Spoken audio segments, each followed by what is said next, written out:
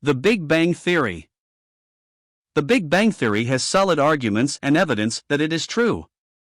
The universe is expanding rapidly from a center, astronomers confirm, apparently from a gigantic explosive force. The anti-supernaturalists oppose this because it implies a first cause, and an original creation in God, which they reject. However, there are no good alternatives that the creation came into being with a creator. Their argument is that it came into existence by chance, but chance is just a mathematical prediction, not evidence. In any event, the mathematical laws of probability are overwhelmingly against any conceivable reality. If it came about by chance, certain preconditions must have been there beforehand. Who or what set up any such conditions? No piece of something could appear as a speck out of nothing. It certainly could not explode as a Big Bang. There is no concrete evidence of many universes existing which are as fine-tuned as our own, by hundreds of factors. There is no concrete evidence of intelligent life, as we understand it, elsewhere in these issues, despite frantic, expensive efforts to discover it.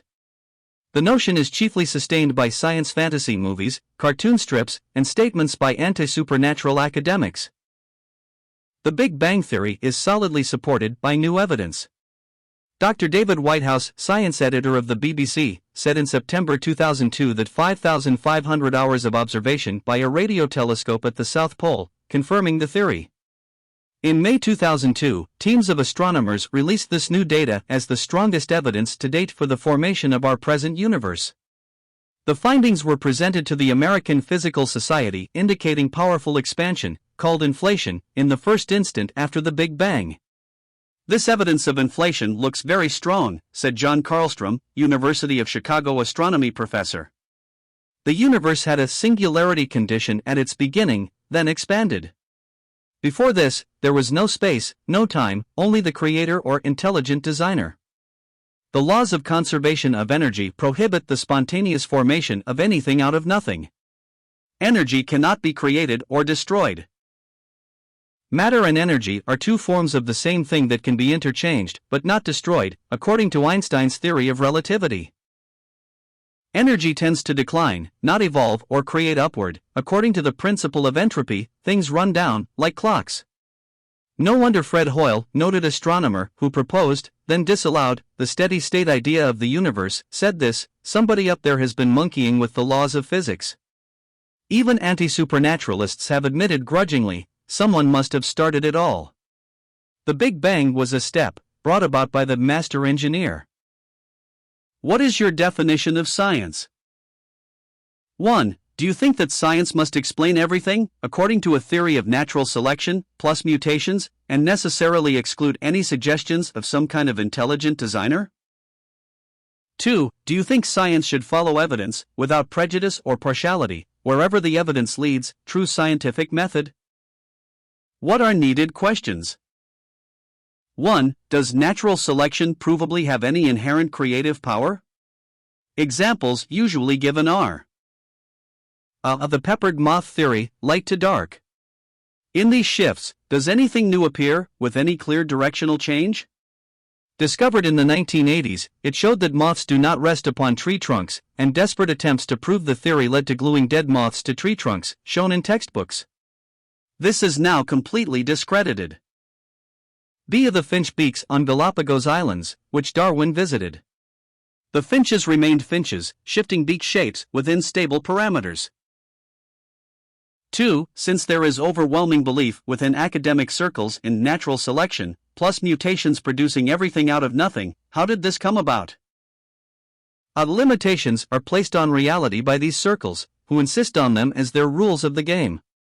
The idea of an intelligent designer belongs to religion and has nothing, they say, that science can confirm by objective evidence. This rests upon a naturalistic explanation theory, which does not overcome the contradictory evidence that such complex details, as with DNA, cellular makeup, or any number of similar factors, are beyond believable explanation on the basis of chance, random, mindless, purposeless. Each cell contains more information than all volumes of an encyclopedia combined, is more complex than any supercomputer encompasses. The human DNA model, when segments are spliced together, is 6 feet long with 13 billion pairs of letters in a double helix structure. The letters represent a code and direct construction of 30,000 proteins from 20 different amino acids, containing information equal to 200,000 telephone books. B. How do you explain the evidence of design, as naturalists admit, without a designer? The latter has been designated as the blind watchmaker by Dawkins. He says in his book, the universe produces an illusion of design, but it is really random, purposeless. C. Is it more reasonable to suppose that particles or gases emanating inexplicably from nothing is more reasonable than a designer, or God? 3. What about the fossil record, the dinosaurs, the discovery of skull fragments in Africa? Do they not prove evolution by natural selection and random mutations? If the fossil record proves evolution, there should be evidence of continuity in development at each step and any evidence of hierarchical organization. It's all random, mindless, therefore essential disorganized, but does this exist? Theodosius Dobzhansky, a distinguished evolutionist, cited in the book What's Darwin Got to Do with It, by Robert C. Newman, John L. Weister, Janet Moneymaker, and Jonathan Moneymaker, InterVarsity Press, says that each major group of plants and animals developed hierarchically like a pyramid. Pyramids are built from bottom up. Phylum, a group that has a unity with a direct line of descent within, are built from the bottom down. Life is not a hodgepodge of plants and animals that appeared randomly if natural selection were the only process. The fossil record shows that these groups have been organized from the very onset, distinct from one another. One group is called vertebrates with a spinal cord and includes all animals from fish to amphibians to reptiles to mammals, including human beings. The other group is called invertebrates, insects, crabs, lobsters. There are 37 phyla, including worms, jellyfish, mollusks, and coral life. All have completely different body plans. There is clearly a discontinuity in this picture. B. The second major characteristic of plants and animals is that each major group develops over time in a hierarchical manner, like a pyramid, not in some random way, according to Dobzhansky, an evolutionist. Hierarchical patterns develop among living things in which a major design scheme originates, followed by variations. The fossil record exhibits this hierarchical pattern. There is no necessity of attributing this pattern to undirected, naturalistic forces.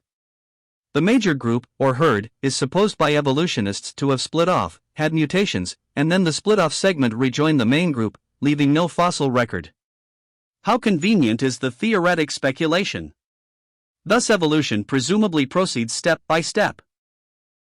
The problem with all this speculation is the relative rarity of transitional forms between groups. Stephen Gould called this the trade secret of paleontology. Why is it a secret? Because the fossil record is not good for evolution, despite propaganda to the contrary. New forms of life appear suddenly, already formed, followed by stasis. There are variations but not basic changes from the original forms. Evolution requires step-by-step, progressive changes, leading to new groups. The record does not support this. To deal with this problem, Gould, along with Niles Eldredge, developed a new theory called punctuated equilibrium. It proposed a shifting pattern of change which left no fossil record. So much for fossil evidence. It simply did not exist to prove the theory. It was improvable geologically. It replaced Darwinism, not largely laid aside, with New Darwinism. A new explanation to replace the classic form. Evolutionists cheerfully accept this today as a way out of their dilemma. Geologic ages. There are various layers on Earth which are defined according to supposed geological ages. The earliest of these ages, layers in which life is found in fossil form, is called the Cambrian period. Precambrian life is debatable and unproved. For all practical purposes, Cambrian life evidence is all that is available. It originates in what is called the Cambrian explosion. See Newman, Weister, Moneymaker, and Moneymaker What's Darwin Got to Do with It, InterVarsity Press. This explosion is an explosion of design, order coming out of a cluster of biological events, assembling animals into 50 lines of development, 37 of them continue to this day. It involves body plans and, therefore, design. The lines are arranged in a hierarchical manner. Natural selection does not explain this directive organization. Prior scientific theories change. At one time, the geosynclines theory explained it all. Sediments had depressions and then were filled and subsided with gradually developing mountain chains. Within a few years, the theory was replaced by another one called plate tectonics. Continental drift and seafloor expansion led to mountain formations. Generally, this theory prevails today. The point of all this explanation is to show how scientific theories do change. They are not facts. The facts of geology point to an explosion of apparently designed organisms, before which there was no life. Theories about an impersonal order. Geo Roche, A World Without Heroes, 1987. 1. Universe is uncreated, eternally self-existent, accidental, that it has no purpose and we have no purpose. 2. The Creator is impersonal love, compassion, and care, merely illusions having no basis or morality, justice, mercy. 3. The Creator is contained within the universe, then the universe is the ultimate reality, supreme preeminence. Agnostic, can't or doesn't know beliefs on origin of life. Agnosticism, God's existence cannot be known. Most eminent early proponent, Immanuel Kant, said, it would be absurd to represent the deity as passing into action with an infinitely small part of his being. He infers a deity with infinite potency, and insisted that he did believe in God. But on what basis does he infer his if God is unknowable? It was Kant who reasoned that an infinite universe gives rise to the possibility of an infinite number of random chances. Thus, even such improbable events as atoms self-assembling into human beings might be possible. Is this the scientific method? Dr. Roche, a college president, says, if the universe is simply uncreated, self-existent, or randomly self-assembled, then it has no purpose and consequently we have no purpose. Determinism rules.